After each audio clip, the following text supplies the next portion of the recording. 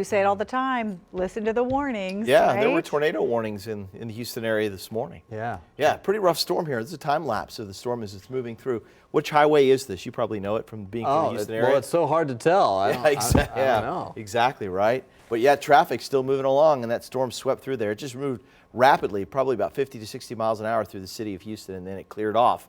And they got back to some gentle rain throughout the day. Southwest Freeway. Southwest Freeway. All right. Go. Perfect. All right, look at the rainfall. Last 24 hours for us here. Okmulgee had over 2 inches of rainfall. Muskogee, 1.75 inches. Remember last night we talked about the potential to pick up a ½ inch to 1.5 inches to 2 inches of rainfall, especially over the southern part of the viewing area. And you'll notice here along Interstate 40 from Muskogee down to Eufaula, then over toward LaFleur County. That's the bullseye area. So there was 2 to 2.5 inches of rainfall there.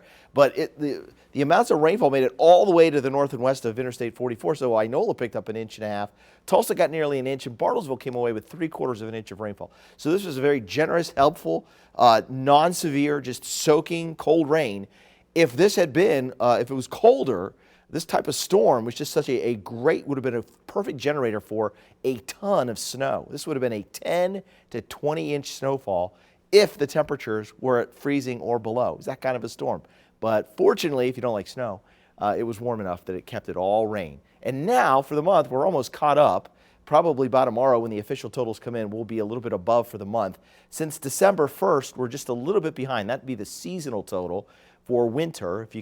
If you consider that meteorological winter is December 1st to March 1st, we're a little bit behind for the season. But for the year, check that out. We're almost 2 inches ahead of schedule.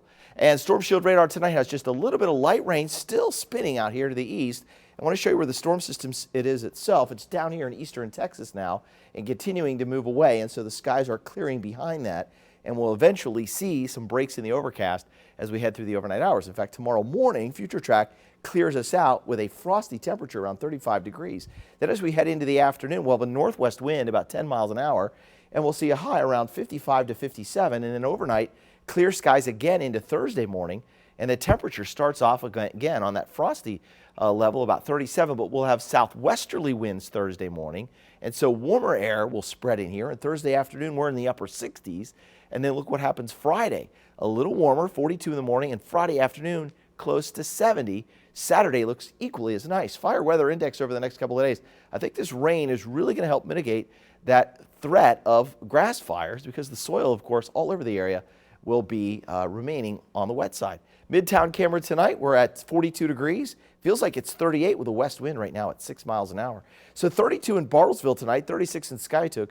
We'll drop to 32 at Tahlequah, 35 at Okmulgee with northwest winds at 10 miles an hour, and 37 also at Poto. And then during the day tomorrow, 35, sunny, cold in the morning, warming up to around 49 by the noon hour with a chilled sun, kind of like chilled shrimp. 55 to 57 tomorrow, and clear and cool with a light wind. High temperature, Bartlesville, 57.